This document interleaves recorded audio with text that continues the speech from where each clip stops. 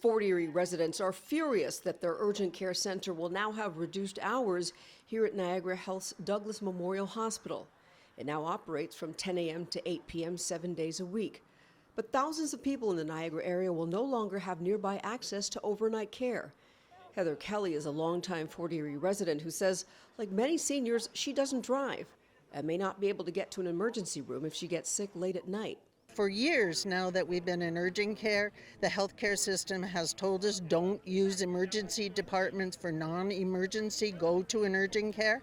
And now they're eliminating the urgent care, forcing people back into an emergency department situation where there's already horrendous wait times to be able to see anyone. If residents have an issue after hours, they may be forced to drive a significant distance, in some cases more than 26 kilometers from Fort Erie and Port Colborne to emergency departments in Welland, Niagara Falls, and St. Catharines.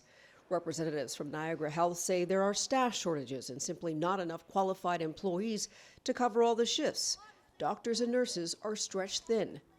Dr. Rafi Setrak is the Regional Chief of Emergency Medicine for Niagara Health. When we looked at the top a list of 5 causes for visits to urgent care centers, they included things like sore throat, cough, viral respiratory infections, urinary tract infections, simple lacerations to a finger.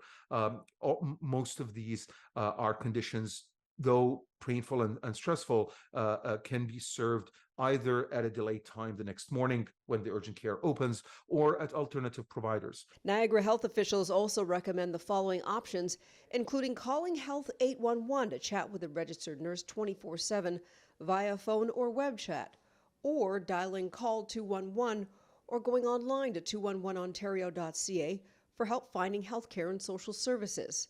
Also, pharmacies in Ontario can prescribe medications for minor ailments. These protesters are so upset about the urgent care cutting its hours that they were willing to be out here for hours in the hot sun.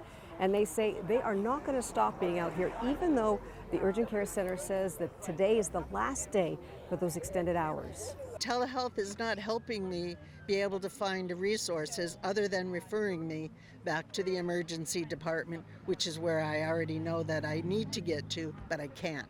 Although these cutbacks are happening, services such as complex care and ultrasounds will not be affected. Laverne McGee, CHCH News.